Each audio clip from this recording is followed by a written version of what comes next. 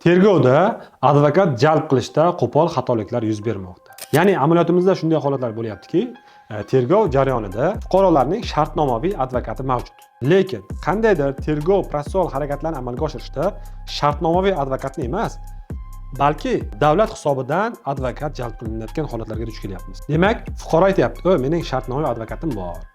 Menga davlat advokati kerak emas." deyishiga qaramasdan, himoyamiz ostidagi shaxsga nisbatan davlat advokati jalb qilinib, demak, tergov harakatlari olib borilyapti. Bunday holatlarda albatta qonunchilikka zid hisoblanadi. Chunki davlat hisobidan qachon advokat jalb qilinadi, demak, fuqaro, ya'ni ayblanuvchi shartnomaviy advokati bo'lmasa, ya'ni advokatga muhtoj bo'lsa, demak, davlat tomonidan so'ng advokat jalb qilinishi kerak. Bunday holatda jalb qilinyaptimi, demak, fuqaroning himoya huquqi buzilyapti. Mana shunday holatlarga tergov organlari jiddiy e'tibor berishlarini va fuqarolarning huquq va manfaatlari to'g'ri himoya qilinishini bildirib qolamiz.